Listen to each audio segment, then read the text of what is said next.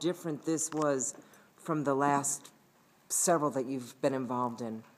This was much different because we were brought into the process early on with the crafting of the budget and actually maybe even the framework of how the budget was going to be put together. That was important, and it was actually, both sides, both Republican leadership, Democratic leadership. And I can say that, I've been a legislator since 2003, so I've been involved in many budget deliberations. But since becoming the chairman, you're a little more close to the actual document itself than the rank and file is.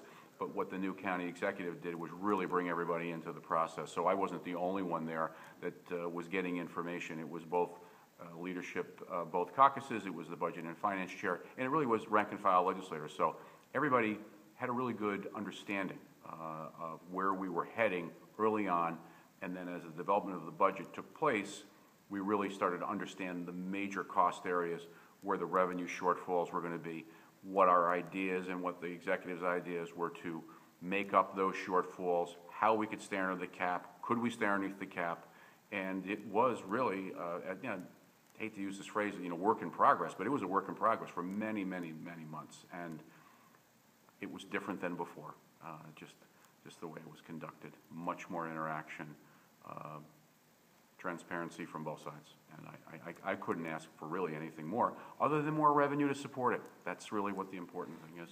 Do you feel in the budget creation, in the process of the executive creating his budget, that your voices were heard and that you actually had input? Yes, I do, and the reason that I say that is that we're not afraid to speak our mind. Now, yes, there may be people that were here tonight criticizing us because we didn't stand up and say this and say that. Well, not everything is done on the legislative floor. We had meeting after meeting after meeting, asked questions, trying to understand what it was and saying, well, why are you going to do that? And also, we believe that we need to deliver these services. We're always concerned about certain services, especially sheriff's road patrols. Were they going to be impacted? How are we going to handle the caseload at DSS? That was spoken about in the beginning of the year. We knew that that caseload was on the rise. Did they have the appropriate manpower to do it? We encouraged the workforce reduction. We've tried to do that in the past and giving people the option to go. Remember the legislature wanted to do the early retirement that was rejected out of hand a couple years ago by the former county executive. One of the things that I could say is that, and I saw it here tonight, and I saw it on the faces of many of these legislators, no one wants to see anybody lose their job. No one wants to see layoffs.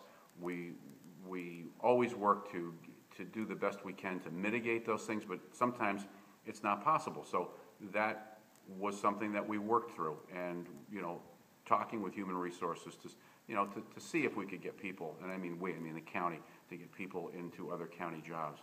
And that was, and that was very tough for some of the first-time legislators who haven't had to deal with that before. We've had it in the past couple of budget cycles. So I think that this legislature made its points known to one another, individual caucuses working out issues, and again, trying to find compromise and some middle ground, not being in opposing corners of a room and not getting things done. Look at the CSEA union, working with the executive to come up with some kind of agreement to move forward, to get that contract settled so they can get back to the negotiating table. There was movement on ideas, movement on challenges. I'm happy with that process. I don't think there was any better way to do it. Okay.